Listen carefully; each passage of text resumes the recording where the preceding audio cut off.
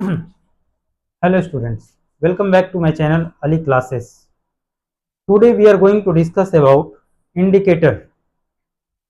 इसके पहले हम लोग बात कर चुके हैं एसिड क्या है, बेस क्या है, न्यूट्रलाइजेशन रिएक्शन क्या होता है, ये सारे चीज हम लोग पार्ट 1 में बता दिए हैं। पार्ट 2 में हम आज बात करेंगे इंडिकेटर क्या है। ओके, तो स्टार्ट करते हैं बेटा। तो first of all, what do you mean by indicator? तो देखो, इंडिकेटर एक ऐसा सब्सटेंस होता है जिसका यूज करते हैं हम लोग किसी गिवन लिक्विड को या सब्सटेंस को पहचानने के लिए कि ये एसिड है, बेस है या फिर न्यूट्रल है, इसका पता लगाने के लिए। ठीक है, जैसा कि नाम से ही पता चल रहा है इंडिकेटर, यानी कि ये इंडिकेट करता है। ठीक है, संकेत देता है, हमको बताता है कि जो दिया गया सब्सटेंस है वो उसका नेचर क्या है, एसिडिक है, बेसिक है या फिर न्यूट्रल है। तो दिए गए सब्सटेंस का नेचर को पता लगाने के लिए कि एसिडिक है, बेस है या फिर न्यूट्रल है, हम लोग जिस सब्सटेंस का यूज करते हैं उसको हम लोग बोलते हैं indicator. Okay, again we repeat कि इंडिकेटर वह सब्सटेंस होता है जिसका यूज हम लोग ये पता लगाने में करते हैं कि दिया गया सब्सटेंस एसिडिक है, बेसिक है या फिर वो न्यूट्रल है। ओके, तो the substance which are used to test whether a given substance is acid or base or neutral। ठीक है, तो वह सब्सटेंस जिसका यूज किया जाता है टेस्ट वेदर मतलब जांच करने के लिए, जानने के लिए कि गिवन सब्सटेंस जो है वो उसका नेचर क्या है, यानी वो एसिडिक है या फिर बेस है या फिर न्यूट्रल है। ठीक है, तो ये तो डेफिनेशन हो गया। अब जानते हैं कि किस तरह से हम लोग पता करते हैं। तो देखो बेटा, अलग अलग इंडिकेटर जो है एसिड पर, बेस पर और न्यूट्रल पर अलग अलग कलर को देता है, जिससे हम लोग पहचान लेते हैं कि कौन सा एसिड है, कौन सा बेस है, कौन सा न्यूट्रल है।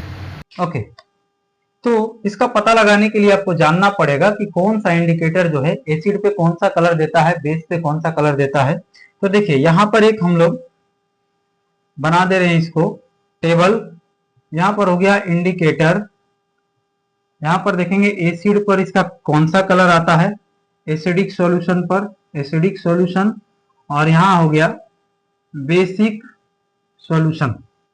ठीक है, बेसिक सॉल्यूशन, और इसके बाद हम लिख लेंगे न्यूट्रल।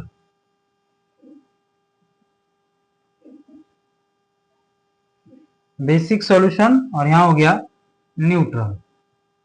ठीक है, देखिए यहां पर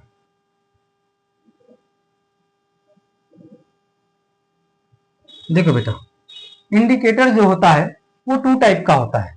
पहले आप जान लीजिए इसको, फिर इसको देखते हैं। इंडिकेटर कितने टाइप का होता है? तो इंडिकेटर जो है वो 2 टाइप का होता है। इंडिकेटर एक होता है नेचुरल इंडिकेटर, ठीक है, एक होता है नेचुरल इंडिकेटर और दूसरा होता है आर्टिफिशियल। ठीक है, आर्टिफिशियल इंडिकेटर। नेचुरल इंडिकेटर में कौन कौन सा आ जाएगा? तो इसके अंदर आपका आ जाएगा लिटमस। ठीक है, ये रेड कलर का होता है, याद रखिएगा, इसका ओरिजिनल कलर जो है वो रेड होता है। लिटमस हो गया, टर्मेरिक हो गया, टर्मेरिक हो गया, ठीक है, चाइना रोज हो गया, चाइना रोज हो गया, ये सारे के सारे क्या है, ये नेचुरल इंडिकेटर है। आर्टिफिशियल में क्या क्या आ जाएगा? तो आर्टिफिशियल में आपका आ जाएगा मिथाइल ऑरेंज। इसका एग्जांपल क्या हो जाएगा? तो इसमें हो जाएगा मिथाइल ऑरेंज। ठीक है, ये हो जाएगा मिथाइल ऑरेंज, मिथाइल ऑरेंज। ठीक है, दूसरा हो जाएगा नेफ्थलीन, तो ये हो जाएगा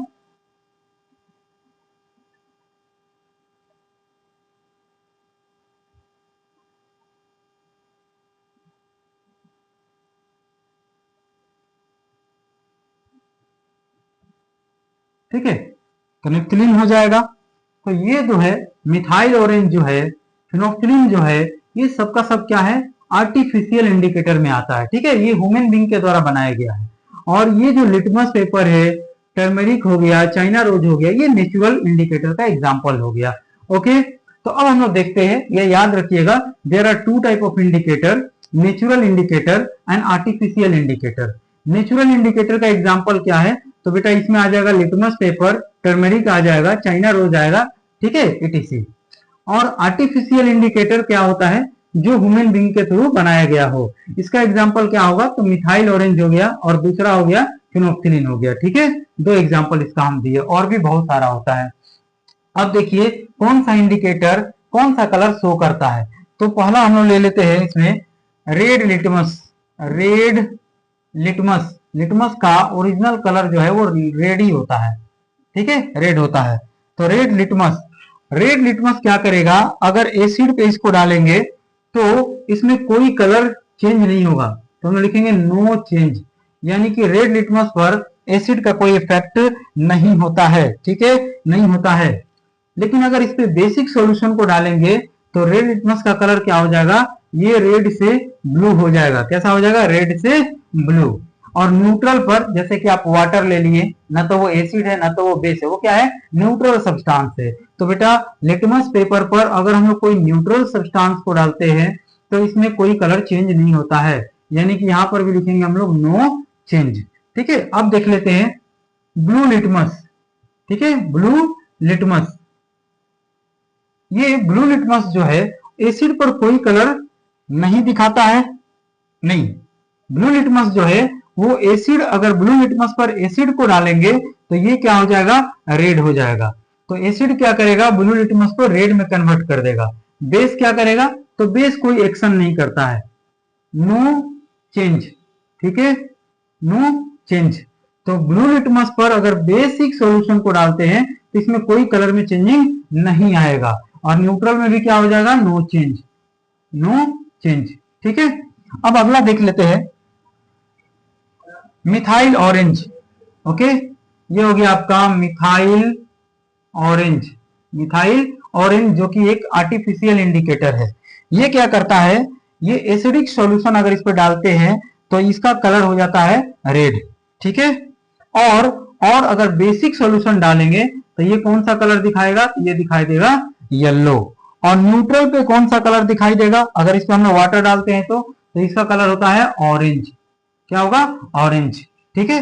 फिर से एक बार रिपीट कर लेते हैं, मिथाइल ऑरेंज जो है वो एक आर्टिफिशियल इंडिकेटर है, और अगर इस इंडिकेटर पर यानी कि मिथाइल ऑरेंज पर हम लोग एसिड की कुछ बूंदे डालते हैं, ठीक है, एसिडिक सॉल्यूशन को डालते हैं तो इसका कलर रेड में कन्वर्ट हो जाएगा, ठीक है। दूसरा, अगर इस पर हम लोग बेस डालते हैं तो मिथाइल ऑरेंज का कलर क्या हो जाएगा? येलो हो जाएगा। और न्यूट्रल सब्सटेंस को डालेंगे तो क्या होगा? ऑरेंज रहेगा ये, ठीक है। दूसरा देख लेते हैं फिनोप्थिलिन।